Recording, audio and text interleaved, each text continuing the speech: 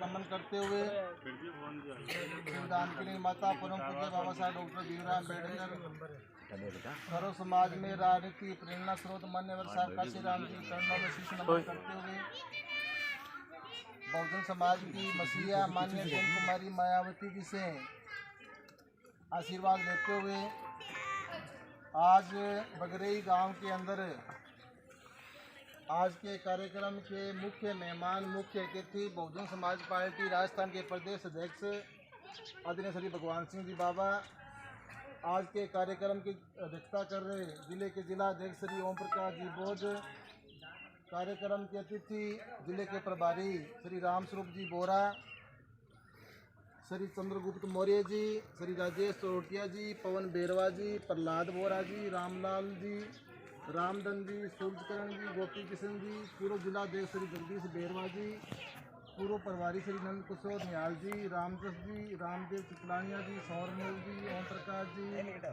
प्रभु राम जी, रामदेव जी, हनुमाना राम जी, जय सिंह जी, राम कुमार जी और सम्मानित मेरे पिता तुल्य बुजुर्गों, युवा साथियों, सम्मानित महिलाएं, आप सबको मेरी तरफ से जय हिंद। सम्मानित साथियों,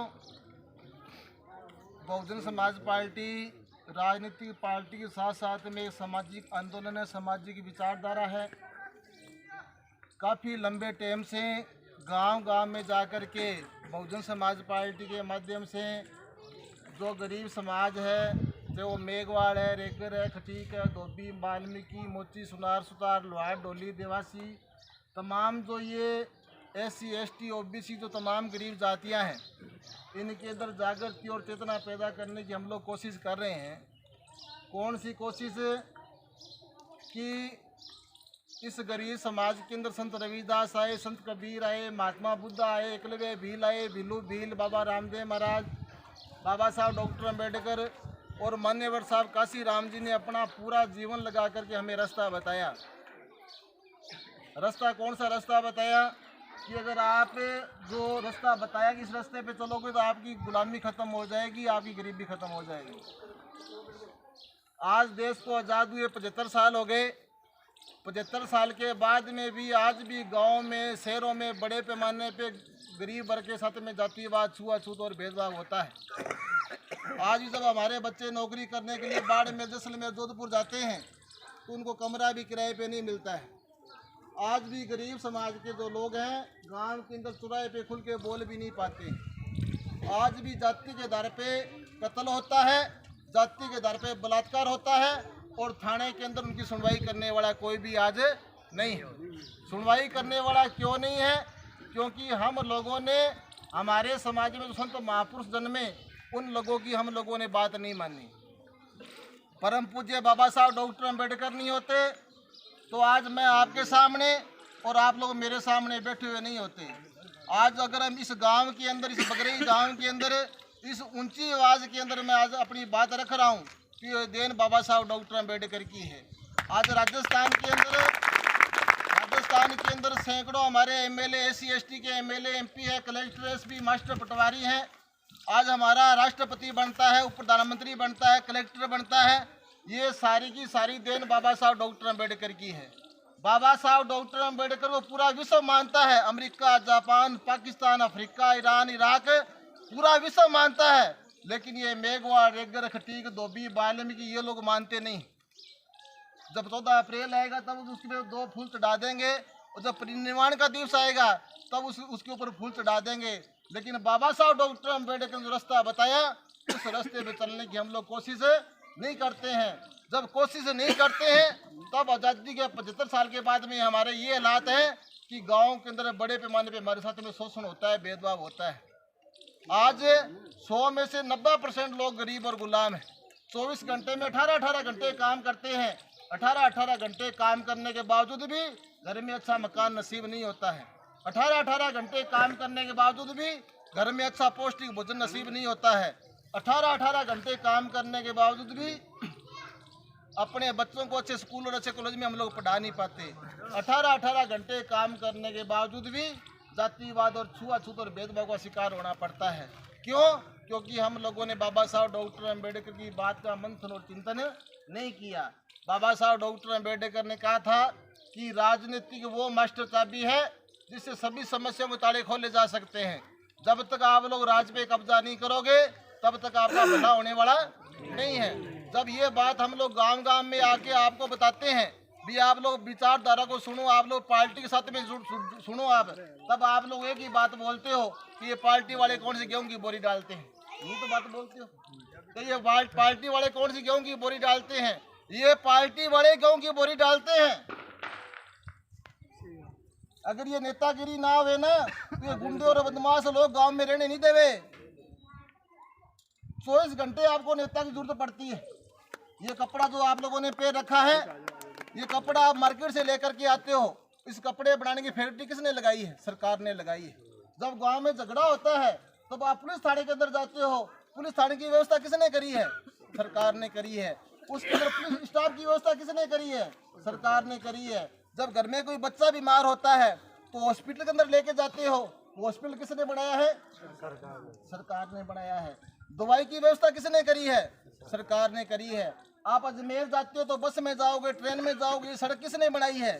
सरकार ने बनाई है। ट्रक और बस की, ट्रेन की व्यवस्था किसने करी है? सरकार ने करी है। सारी व्यवस्था सरकार करती है। सारी व्यवस्था कौन करता है? भले ही आप अपने कमाई से पैसे से करते हो, लेकिन उस कमाई का पैसा रखने का अधिकार भी सरकार देती है। बाबा साहब डॉक्टर अम्बेडकर ने 2 साल 11 महीने और 18 दिन के अंदर जो संविधान लिखा, वो संविधान आपकी रक्षा करता है। और डॉक्टर अम्बेडकर ने बोला कि जो मैं आपको वोट का अधिकार लेके दे रहा हूँ, इस वोट के अधिकार के तहत आप अपने लोगों को एमएलए एमपी बनाओगे, अपनी पार्टी सरकार बनाओगे, और जब सरकार बना लोगे तो वो संविधान आपके हक में लागू हो जाएगा। लेकिन हम लोगों ने डॉक्टर अम्बेडकर की बात नहीं मानी। जो वोट का अधिकार हमें राजा बनने के लिए लेके दिया, उस वोट को हम लोगों ने शराब की थैली में, बीड़ी सिगरेट में, उस वोट को हम लोगों ने शराब की थैली में, बीड़ी सिगरेट में और समोसा कचौरी में हम लोगों ने बेचने का काम किया। जब बड़े बड़े धोती वाले बड़ी बड़ी गाड़ियां लेकर के आते हैं तो हम लोग कहते हैं ये बड़ा आदमी, इसको वोट देना है। कोई गरीब आदमी आ गया बेचारा, नहीं इसको तो कौन वोट देगा, हमें बड़ा आदमी चाहिए, क्योंकि हमें गुलामी करने की लत पड़ चुकी है। आजाद हम लोग रहना नहीं चाहते। ये जो पीछे बच्चे खड़े हैं, आप क्या सोचते हो कलेक्टर एसपी मास्टर पटवारी बन जाएंगे? नहीं बनने वाले। बंदोबस्त कर दिया आप लोगों ने। आज संविधान खतरे के अंदर है। आज जितने भी हमारी नौकरियां थी सबका निजीकरण हो गया। निजीकरण का मतलब होता है प्राइवेट ठेका देना। सारे डिपार्टमेंट का निजीकरण हो गया है। आने वाले 15 साल के बाद में जो आपकी ये पोती पोता है, ये मास्टर पटवारी तो बहुत दूर की बात है, चपरासी बनने वाले भी नहीं है। और जो जमीन है ये कोई रबड़ नहीं है जिसको बता लोगे आप जड़ जड़ जड़ जड़। कोई कमाई का नरेगा के अलावा कोई कमाई का स्रोत आपके पास में नहीं है। क्यों नहीं है? क्योंकि हम लोग कुछ सुनना ही नहीं चाहते, जानना नहीं चाहते। बिना राज पे कब्जा किए हुए आपका भला होने वाला नहीं है। मान्यवर साहब काशी राम जी ने कहा था कि जब तक घर घर में नेता पैदा नहीं होगा तब तक हमारी गरीबी गुलामी खत्म होने वाली नहीं है। क्योंकि आदमी हाथों से काम करने से पेट भर सकता है, जेब नहीं भर सकता। जेब भरने के लिए सिर्फ राजा का हाथ होना बहुत जरूरी है।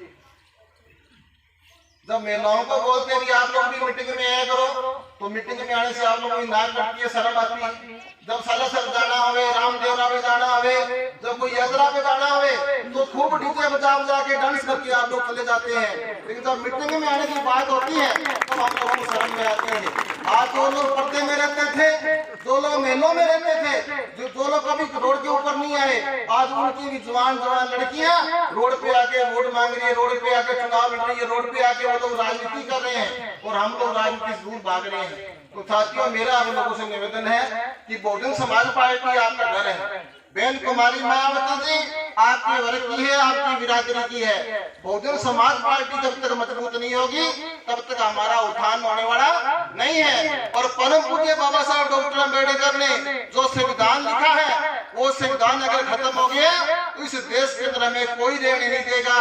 जो 70 साल पहले गुलामी थी वो गुलामी वापस आ जाएगी। कोई ताकत रोकने वाली नहीं है।